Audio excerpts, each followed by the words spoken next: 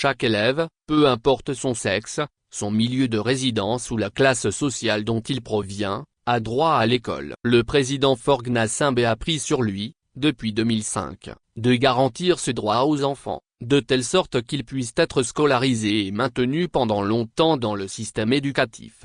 Le projet d'alimentation scolaire, communément appelé les cantines scolaires, est l'une des initiatives phares déployées par le leader togolais pour atteindre cet objectif suscité. Peuvent être également mentionnées la gratuité de l'école primaire et secondaire publique, la suppression des frais d'inscription aux différents examens nationaux, CEPD, BEPC, Bac 1, Bac 2, BTS, CAP, et CETRA, la protection sociale à travers le programme médical Choulassure.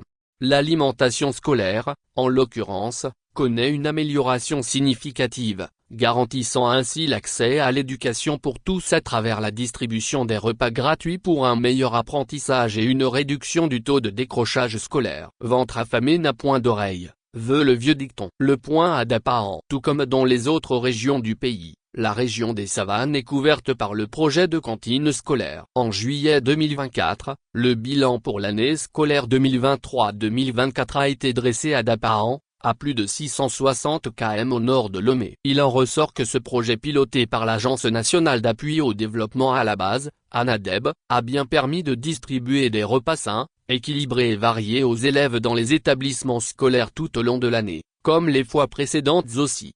L'appui a permis d'améliorer la capacité d'autogestion des écoles à cantine, de rendre disponibles des légumes frais qui entrent dans la préparation de repas des élèves, de développer un cadre d'apprentissage autour des jardins scolaires comme prescrit par la loi.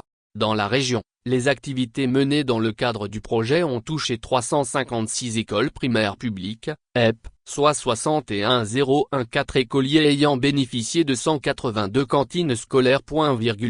Convaincu de l'importance de l'initiative, le Programme alimentaire mondial, PAM, participe à sa pérennisation. Son aide a permis de toucher 62 écoles primaires publiques. Celles-ci ont bénéficié de 30 cantines scolaires, soit d'ici 128 écoliers parmi lesquels font partie 227 filles. Aussi, sur les 30 sites financés par le PAM, outre la fourniture de repas, d'autres actions sont réalisées, comme par exemple la mise en place de 30 jardins scolaires, de 30 unités d'élevage et de 30 unités de transformation, la supplémentation des repas à base de moringa, les renforcements de capacité des acteurs impliqués dans le projet.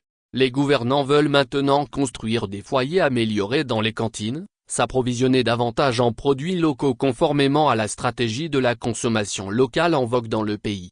Cette alimentation s'accompagne des soins délivrés par Choulassure, programme présidentiel lancé en 2017. Depuis son démarrage jusqu'au 5 mai 2024, il a enregistré 553 624 prises en charge dans toutes les régions confondues, y compris le Grand Lomé. Dans la région des Savanes, 447 123 prises en charge ont été effectuées.